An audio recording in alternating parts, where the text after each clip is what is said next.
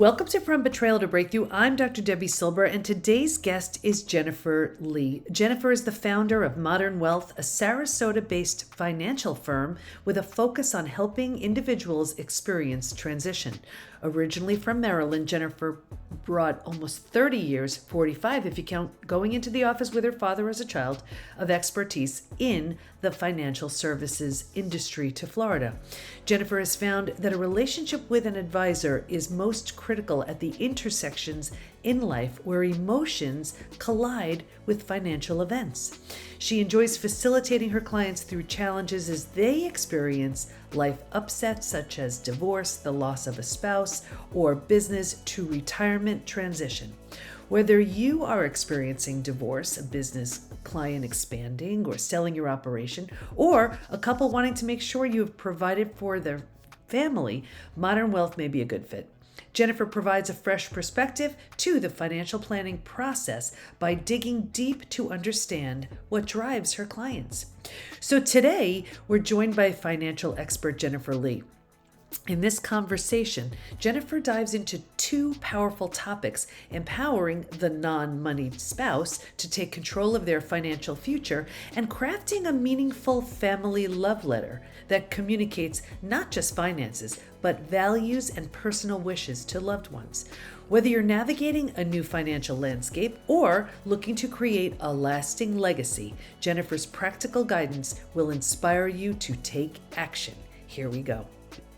Okay, everybody, we are with Jennifer Lee today, and we're going to be actually talking about two different topics. One is, because I like them both, so I want to talk about both of them. One is the non-moneyed spouse, and the other is a love letter to your family. It sounds very unfamiliar now. You will learn so much more by the time we're done. Welcome, Jennifer.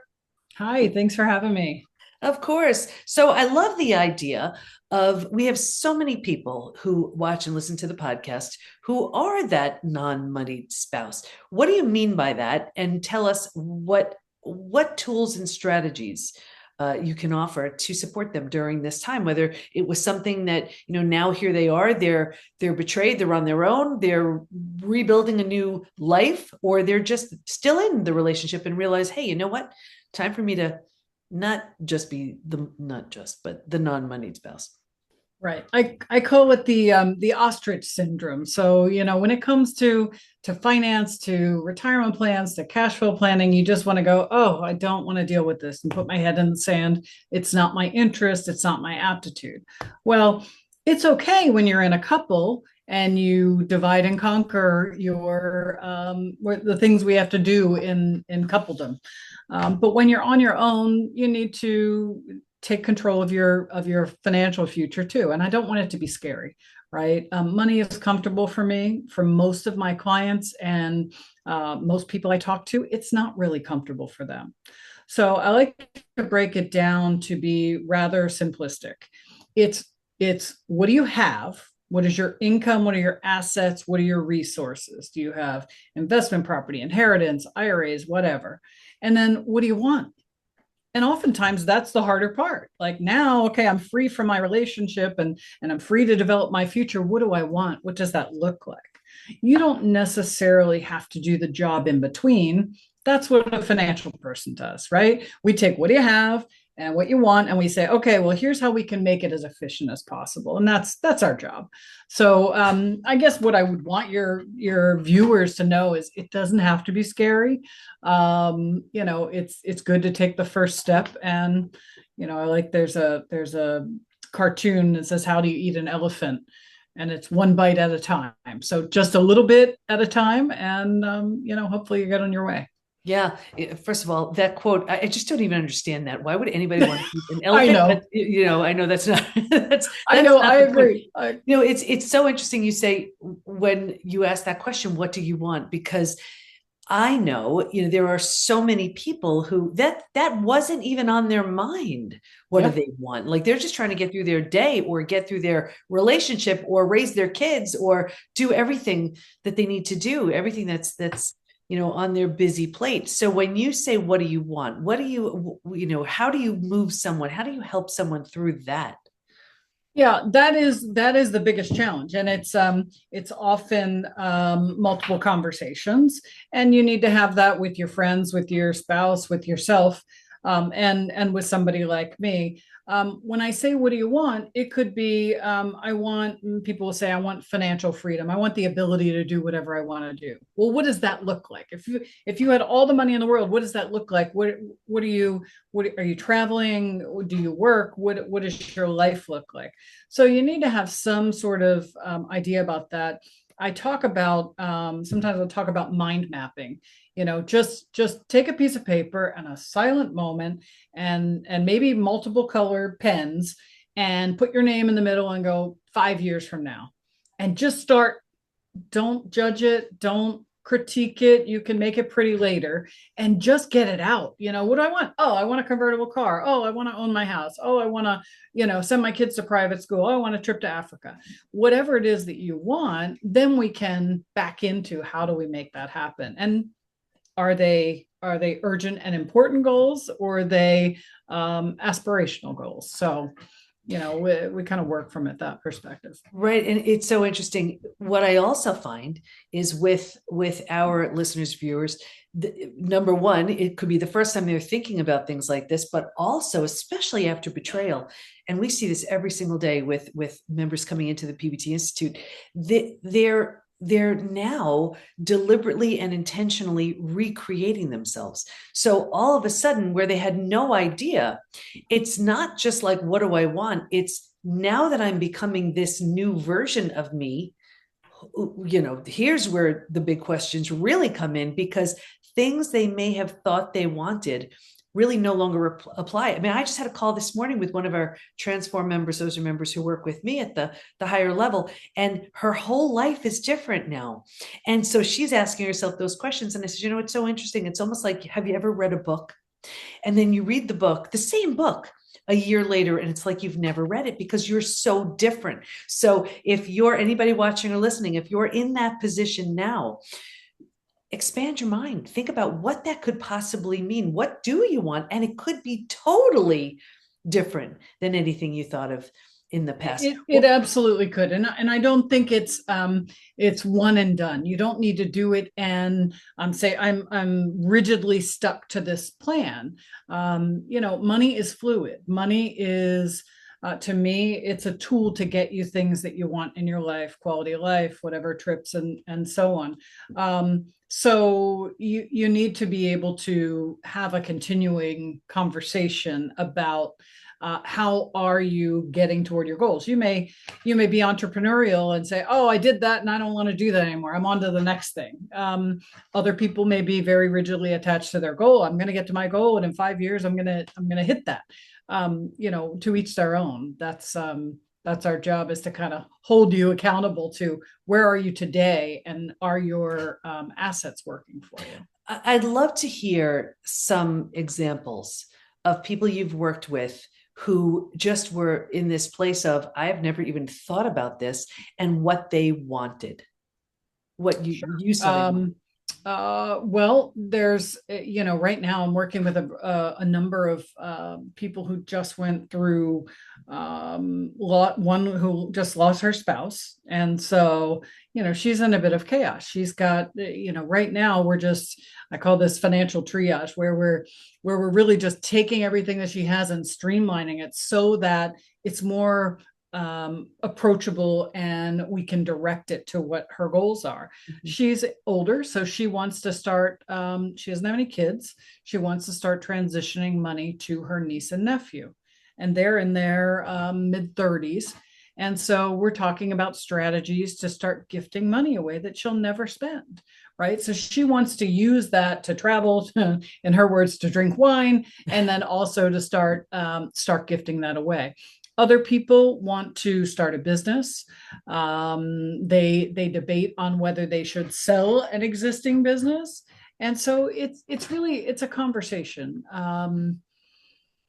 Yeah, I'm trying to think of any other really creative solutions that people have come up. I don't have anything juicy to share off the cuff. Yeah, but it really shows the wide range of, when you're in this position, what do you want to do?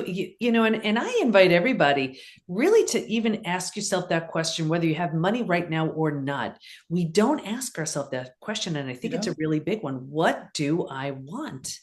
And you may be surprised at what shows up. It could be something, I have actually a few friends who've just decided to become digital nomads. I didn't even know what that was, but they sold off most of their things, and now they don't have kids. They're on their own, and they're just traveling around, and that's truly what they want. Other people want that little tiny house in the mountains. That's just me. Yeah. And everything in between. So what is it that you want, and how can you create that? So it's beautiful that you're helping people really come up with this. Is there sort of a strategy that you move them through? So you have this conversation, they're coming to you like, here's where I'm at. What's the process? It is an ongoing discussion. So, if you're in where emotions and finances collide, that's the chaos of divorce, loss of spouse, big changes, selling a business, relocating, all those things.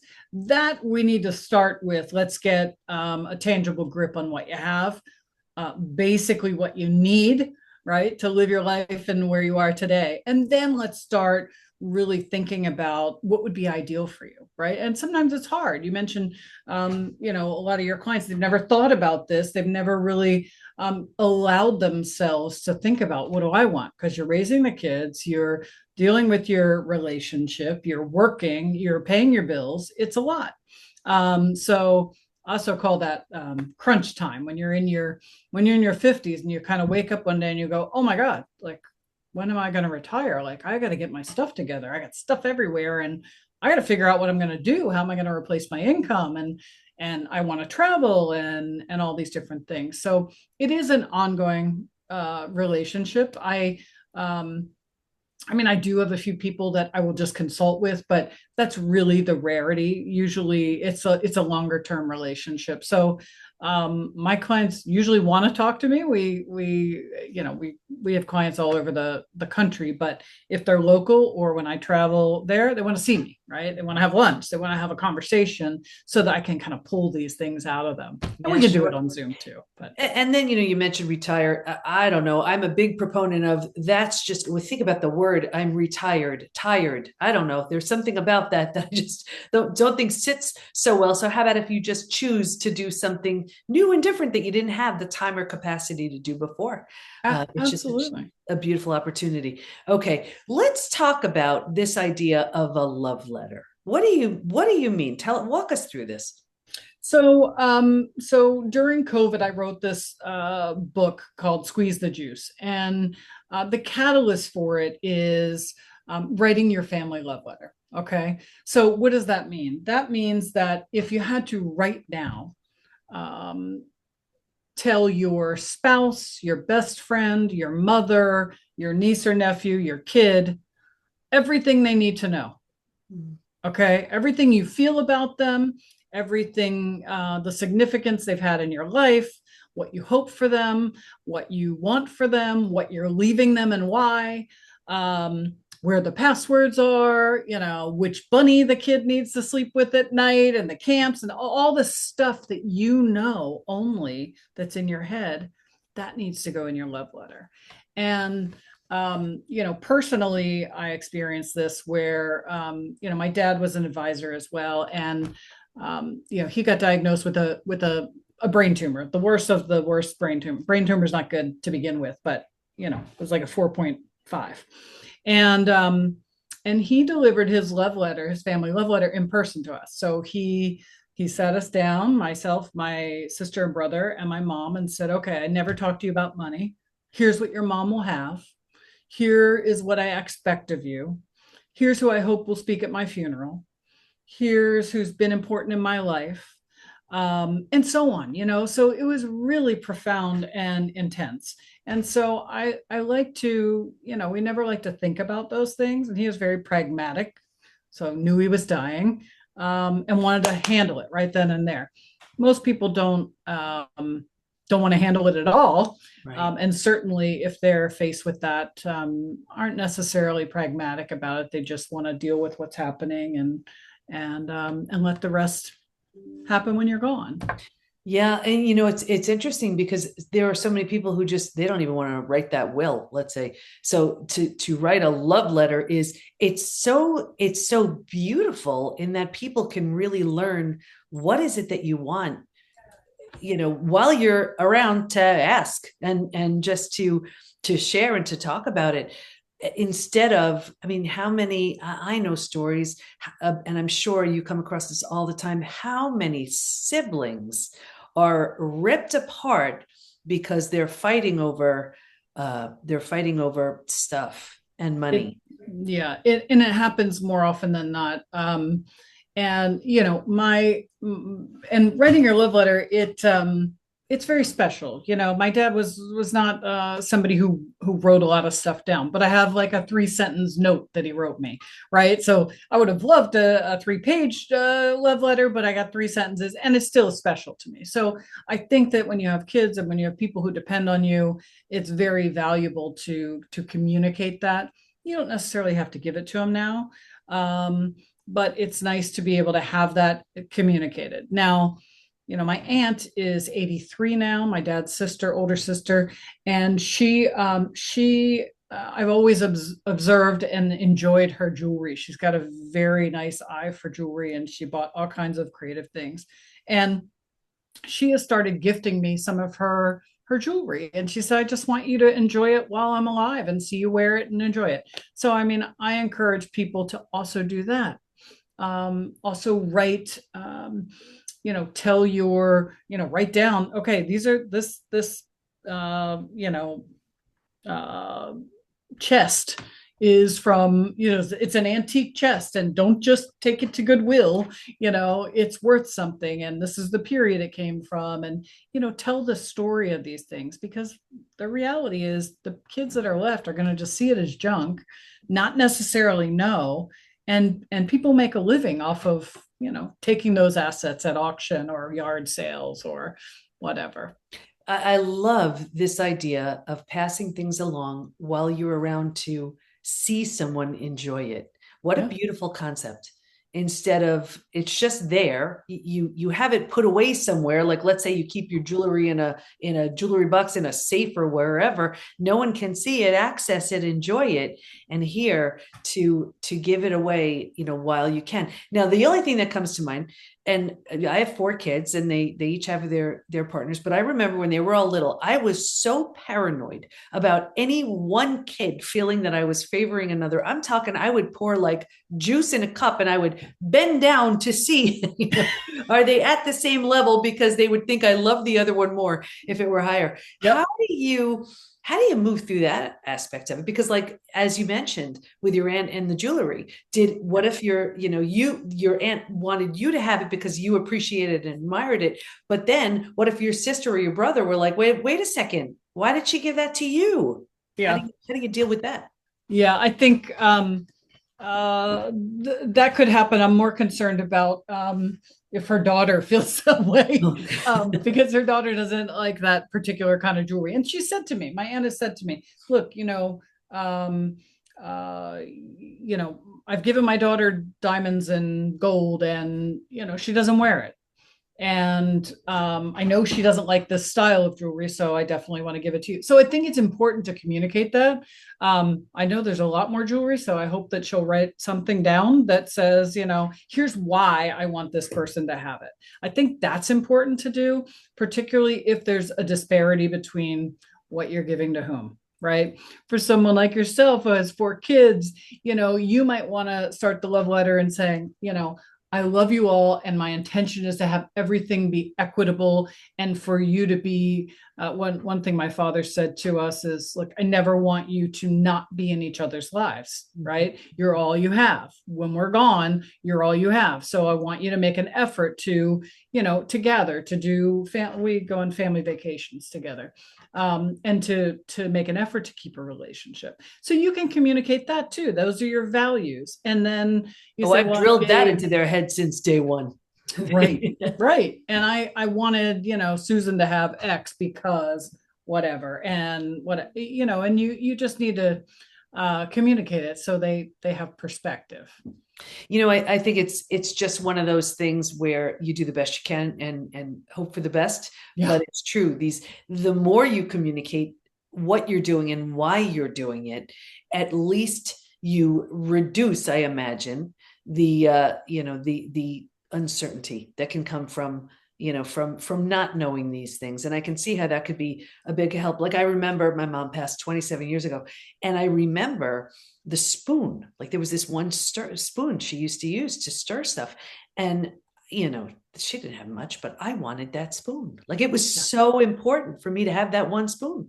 And I guess also on the other side of this is maybe for the recipients, the future recipients, if there's something that's so meaningful, maybe there's a way to let the person know so that it's sure to be in the love letter. Yeah. Is there, yeah, are there any stories you can share around when you suggested this and someone did it and what was the outcome? Yeah, I'll tell you, there's a couple funny things. It's not, you have to, in the scheme of things, it's funny, relatively funny, because it's not funny when somebody passes. But um, I have a client and her mom. She took her mom to her sister's house to kind of go through it before, they put it for sale or before things were cleaned out.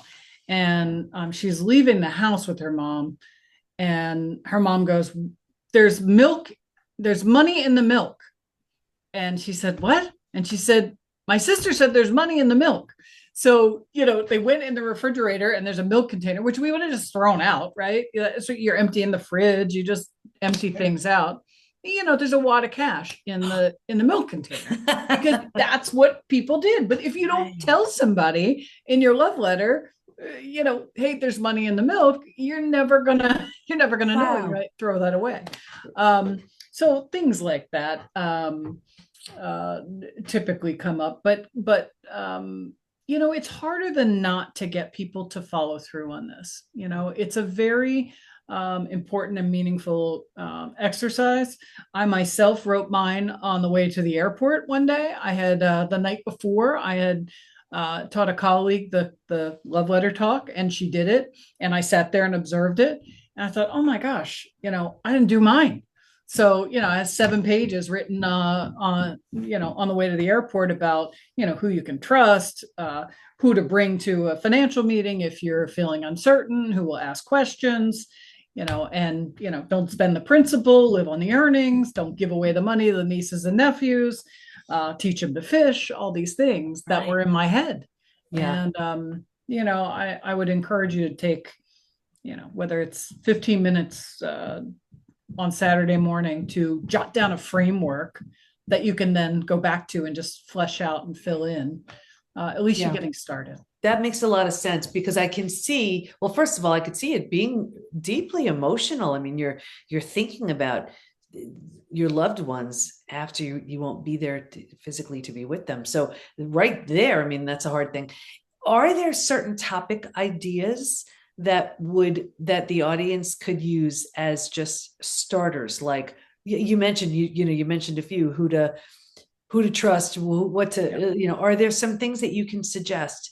Just Yeah, actually, I a number of years ago, I did this talk a lot, and then I had a colleague offer me to go to this men's event and be at this event. And so I thought, well, what am I going to bring there? So it was around Valentine's Day, so I did a Mad Libs love letter.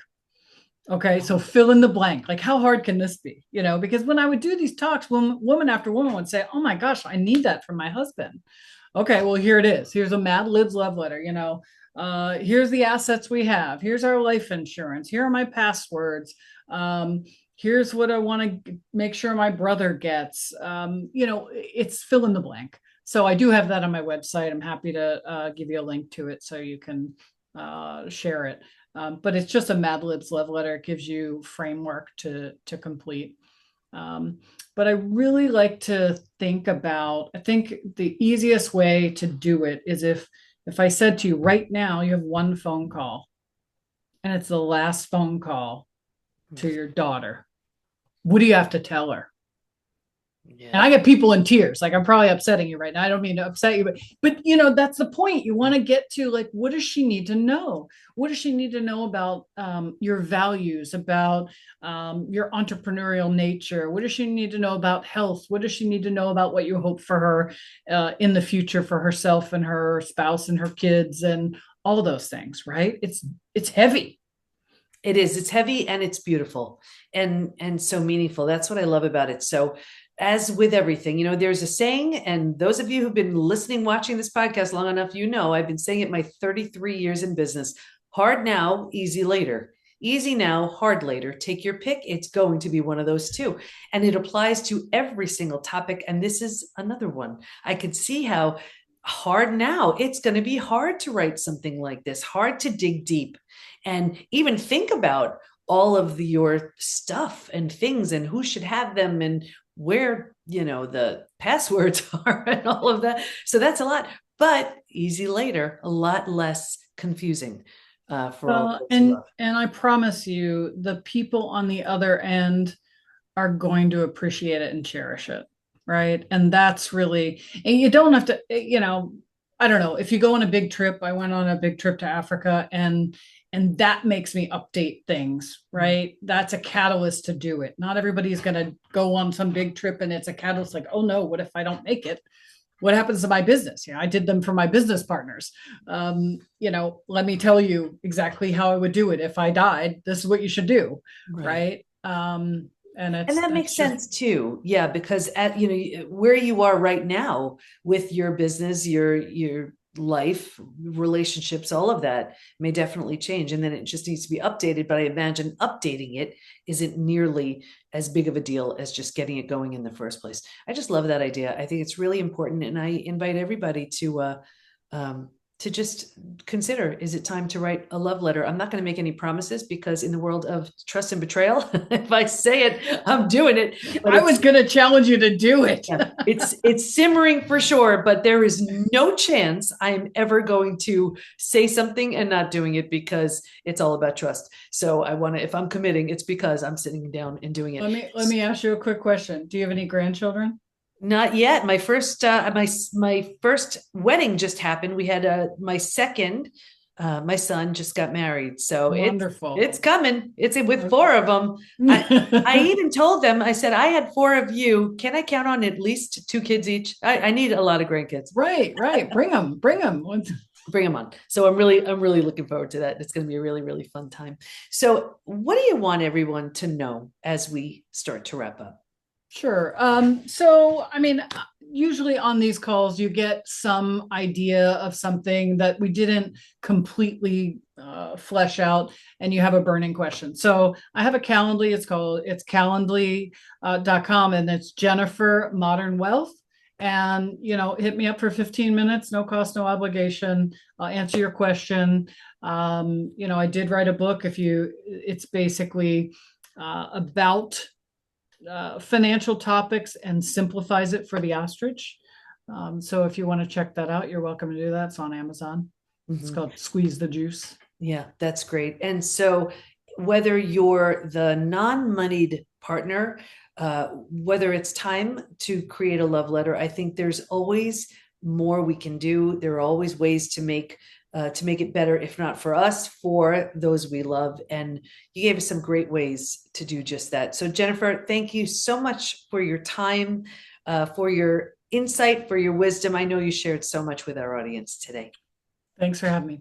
I hope Jennifer's advice has inspired you to take charge of your finances and consider how a family love letter can leave a meaningful legacy. Stay in touch with Jennifer by going to modern-wealth.com, and we'll have all of her information in the show notes at thepbtinstitute.com/podcast. Here's my biggest takeaway.